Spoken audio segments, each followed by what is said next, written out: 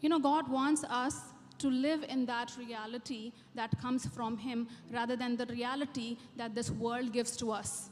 परमेश्वर चाहता है कि आप उस सच्चाई में जिएं जो उसके वचन से आपके लिए आती है, ना कि उस सच्चाई में जो ये दुनिया आपको बताती है।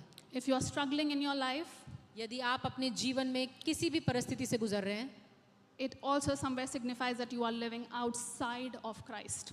तो वो ये भी बतलाती है कि आप मसीह से बाहर अपना जीवन बिता रहे हैं। Because in Christ, क्योंकि यीशु में the Bible says you are complete in Him. Bible बताती है कि आप मसीह में संपूर्ण हैं। In Christ, I am whole. यीशु में मैं That is संपूर्ण our हूँ। reality. यही Amen. हमारी सच्चाई Our है। reality doesn't come from the world. Our reality comes from the Word of God. Hallelujah. Amen. Which says that He has already redeemed us from every curse. Hallelujah. हमारी सच्चाई दुनिया से नहीं लेकिन परमेश्वर से आती है, उसके वचन से आती है जो कहता है कि हम उसमें संपूर्ण हैं। Definitely, we live in this world.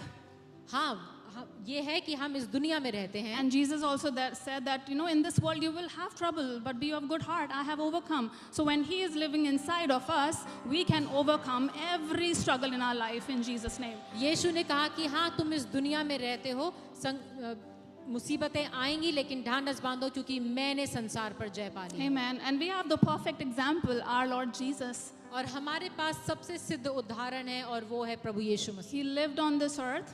वो इस पृथ्वी पे रहा। Amen. He was perfect God and He was perfect human. So He lived on this earth. He has also, you know, gone through temptation. He has also gone through hunger. He has also gone through struggles. But in His life, we do not see that He was ever defeated with any of these things. और हम देखते हैं कि यीशु मसीह जो संपूर्ण परमेश्वर और संपूर्ण मनुष्य था, उसके जीवन में भी बहुत से चैलेंजेस आए, वो भूखा भी रहा, काफ़ी संघर्ष आए, लेकिन हम देखते हैं कि उसने हर चीज़ पर जय पाई। Because He knew who He was.